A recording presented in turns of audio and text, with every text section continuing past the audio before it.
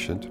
Everybody doesn't process things the same way, and not to assume because somebody has a different way of processing things that they have an attitude. They are more likely to lose points turning something in late and have a lower grade because of that than they are to lose points because they don't understand the material or because they just don't care. You know, maybe their behavior is going to be a little different than the students around them. I might ask questions throughout the class, not to disturb the class, but because I have a genuine interest or because I don't understand it and need a little bit more. I have these ideas and I want to share them with someone.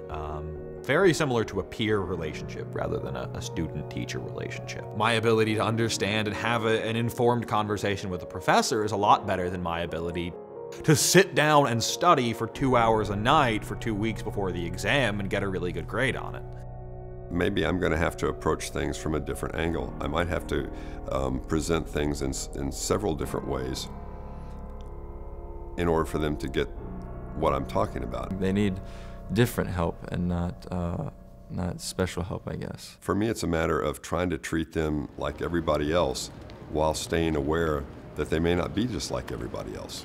I've requested accommodations through DSS, and I've told my professors and advocated like my situation and who I am and all that stuff. And my professors are so nice and they're willing to work with me. If I know that ahead of time, then I can avoid those situations where they're going to feel really uncomfortable. I disclosed that I was on the spectrum, and they were all very accepting, very welcoming. It helps explain if you see behavior that you don't quite understand.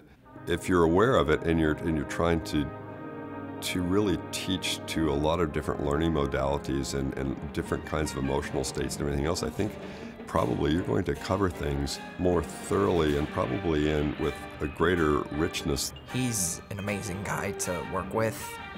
He explains all the stuff really well, and he's just really good at what he does. I tried to really help him connect with other students right off the bat so that he would come in and have friends and not just go off and be by himself.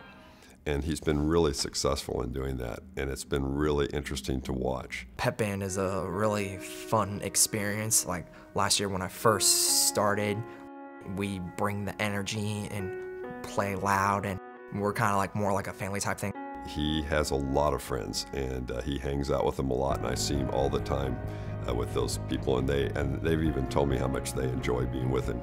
And they're completely aware that he's maybe a little different in the way he approaches things.